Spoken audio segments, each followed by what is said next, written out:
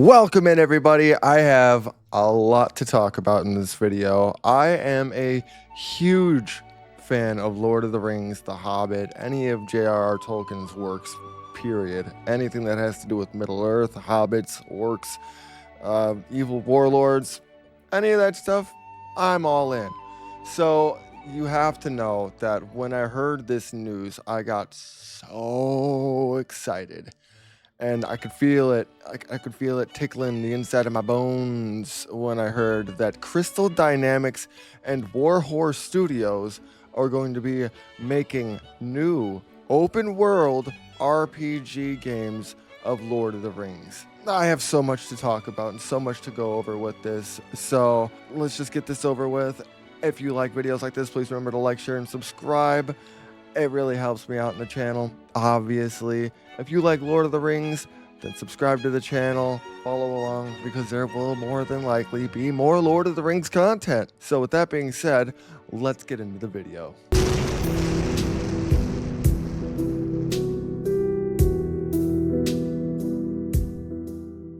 Okay, so this interview is coming from GameSpot. We're going to go over a couple of interviews, but this is the first one I've come across. It said, new Lord of the Rings RPG. Here's everything we know about the deeply immersive game. From the makers of Kingdom Come series, which is Warhorse Studios.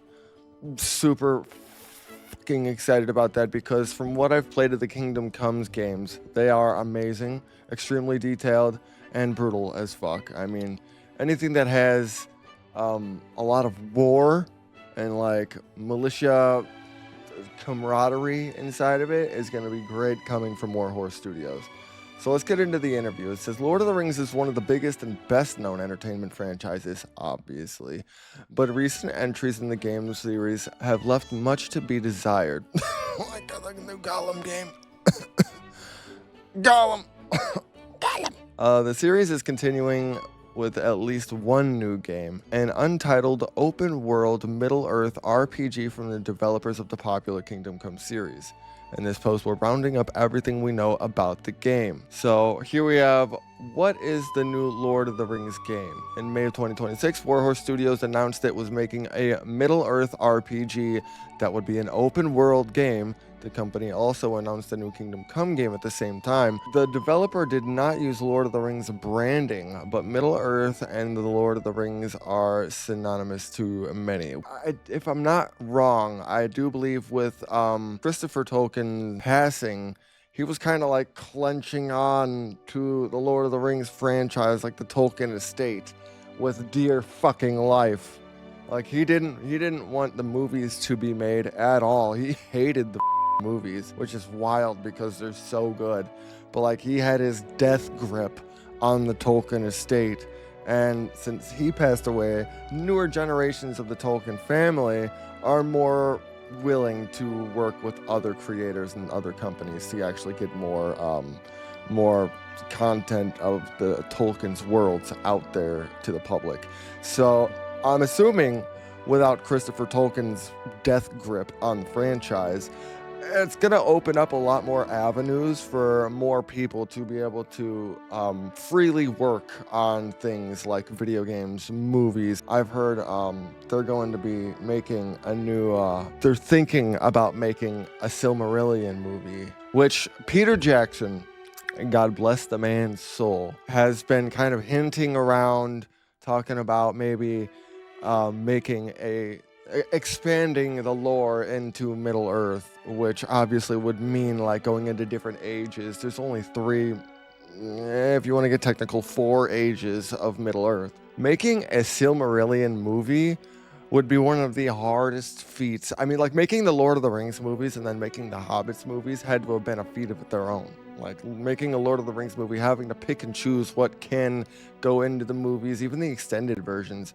and what has to get taken out of the movies is extremely challenging because you can't please everybody that way. And if you were to make those movies full length, 1-to-1 to the books, they would be like 19-hour-long movies each. So I understand how he did that, but like the Lord of the Rings, making the Lord of the Rings movies compared to making the Silmarillion movies is a whole different beast. I mean, like, there's so much more going on in the first and second ages of Middle Earth compared to, Sauron's grasp on the third age. Sauron was just kind of like a pissant general to the big bad Melkor, or Morgoth, as he later gets turned into. I would love to see an adaptation, a visual adaptation to the Silmarillion. I have it. I have almost all the Tolkien books, and I have read the Silmarillion multiple times, along with all the other off-brand Middle-earth books like the Legend of Beleriand. I have read almost every story when it comes to Middle-earth, and I love it. I love it all. But if he does decide to make a Silmarillion movie, I'm in. It's a Bible of Middle-earth. You're gonna have to cut some shit out, and I understand that. So whatever happens to be made with a Silmarillion movie, I'm all in. I'm all in. People are gonna get mad, but people got mad about Lord of the Rings. Make it. If you're taking my advice, make it, please. Even if it was like an animated, I feel like it would be much more adaptable into an animated series rather than like a live action, like Lord of the Ringsy style. You don't have to cast for people. You just have to cast for voices. You have much more of a stretch with what you can do in the animated world rather than what you can do in the live action world. So I think the Silmarillion would be a perfect anime adaptation. The stories that J.R.R. Tolkien wrote, including his iconic Lord of the Rings trilogy and The Hobbit, exist within Middle-earth. This is the word for the whole world that Tolkien created. It's a vast mythology with numerous different locations to explore and characters to meet, not to mention the various different ages of Middle-earth, so it'll be intriguing to see where Warhorse's story takes place and if any familiar characters show up. The announcement was very light on details, while no imagery or whatsoever was released. Not even concept art or a mood piece, as possible the game was revealed for the purposes of helping ramp up hiring, or to signal to Embracer's investors that more big games are coming to help improve confidence in the company and the stock. And then we have deeply immersive. I mean, when it comes to a Middle-earth game, yes, we don't want any, like the Shadow of Mordor and all those games, those were great. I loved those games. Fantastic. But honestly, I want a one-to-one to the story, but in a game. Give me the first age with the 2 trees and the 2 lamps and Ungoliant and Melkor and all the Ainur, and please give it to me. I want it. Could you imagine fighting an unknown origined monstrous spider from the void of existence that feeds on darkness? Could you fathom that? It eats jewels for snacks. No, it eats light. Its webs are darkness. It's not even actually a spider. That's just the form it took because it fucking wanted to. Shelob is like Ungoliant's great-great-great-granddaughter. The thing died because it ate itself because it was so hungry. Could you imagine fighting something like that? Because god damn it, I could. Make Ungoliant a super secret boss. A secret super boss. I want it.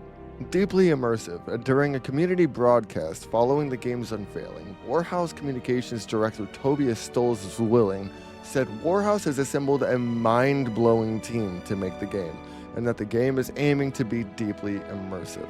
He also said the game will feature a living world populated by interesting characters, memorable places, and of course, a strong narrative focus. This doesn't tell us much about anything about the game, but it's a starting point to help understand where the game may be headed. We also know that Deliverance 2's design director Victor Boken is leading the development of the untitled Lord of the Rings game. When will the Lord of the Rings game be released? The game was only just revealed, but already we have an indication as to when the Lord of the Rings game may be released. Warhorse said its next Kingdom Come game is targeting a release during Embracer's final fiscal year, April 2027 to March 2028. With the Lord of the Rings game following after, in short, it's what you'd probably already guessed. The game is not releasing anytime soon, so I would imagine later winter 2028 to early 2029, right? Which, okay, it sucks. I'm already 4 years deep into waiting for Revelation, okay? So, well, if you want to get technical, 7 years into waiting for Final Fantasy VII Revelation. So I'm used to waiting for games. Fellowship Entertainment. As part of the announcement of the Lord of the Rings game, Embracer confirmed that it will spin off a second unit, Fellowship Entertainment, which is described as an IP-led entertainment company focused on the Lord of the Rings, as well as Tomb Raider and many other owned IPs. Embracer said that creating Fellowship Entertainment and spinning it off will allow the standalone company to have a better structure to maximize its potential. To be sure, Fellowship Entertainment may carry a Middle-earth-inspired name, but it's much bigger than that. Companies under the Fellowship Entertainment banner include Middle-earth Enterprises, but also many of its subsidiaries, including 4A Games, Crystal Dynamics, Eidos Montreal, Gunfire Games, and Warhorse itself. Recent struggles. Lord of the Rings video games have not been very well received lately. Gollum. They're not wrong. They're not wrong. The last good games we had is Shadow of Mordor. 2023's The Lord of the Rings Gollum was so poorly received that its developer canceled its next game and stopping making games entirely. I don't blame them. 2025 saw the release of the cozy-looking A Hobbit Life Sim Tales of the Shire, but it was a critical miss as well. Well, mess too. The game was delayed multiple times before launch, and Netflix backed out of a publishing deal for it. These misfires came after a better-received game came from the Monolith Productions, including 2014's Middle-earth: Shadow of Mordor. And 2017's Middle-earth: Shadow of Mordor was GameSpot's Game of the Year in 2014. People loved it. They're not wrong. Shadow of Mordor was a great game. Fantastic. I don't know where the fuck they went wrong, or if it's just the other companies that are trying their hand at making Lord of the Rings games and absolutely flopping with it. But, like, take a pointer, dude. Like, Shadow of Mordor was a beast of a Lord of the Rings game, and it didn't even follow, like, it followed Celebrimbor, right? And maybe some other in-story names. But, like, the rest of the people, they turned Shelob into a hot goth girl, and they still loved it. Here we have a renaissance for a Lord of the Rings game after Embracer acquired Middle-earth Enterprises. The company said it was prototyping multiple new Lord of the Rings games. Wait, what? After Embracer acquired Middle-earth Enterprises, the company said it was prototyping multiple new Lord of the Rings games. So the announcement of a game from the Embracer subsidiary, Warhorse, was not a complete shock. If Crystal Dynamic is making another Lord of the Rings game, that would track as well, given Embracer owns the studio and would have more favorable financial terms than working with an outside team. Before Embracer's comment about prototyping new Lord of the Rings game, the company's top Lord of the Rings boss, Lee Gwinchard, said he wanted there to be a renaissance for Lord of the Rings games. After all, many may recall the heyday of licensed games back in the early 2000s when there were games based on Peter Jackson's movie series and the Battle for Middle-earth franchise. There were also Lego Lord of the Rings and Hobbit games that fans may fondly remember. Yes, back when games were good. What about the next Lord of the Rings movies? Beyond Warhorse's new Lord of the Rings game, multiple new movies based on the series are in the works. What? The first to come to 2027 is Lord of the Rings: The Hunt for Gollum, which will bring back Elijah Wood as Frodo, Ian McKellen as Gandalf, Andy Serkis as Gollum, and Lee Paces as Thranduil. Jamie Dornan steps into the role of Aragorn. Yes, there will be a new Aragorn. It is not Viggo. Please do not freak the fuck out on him. Let the man cook. Alright? It's like the new voice for Sephiroth in Final Fantasy VII Revelations. Yes, it is not Tyler, but give the man a shot.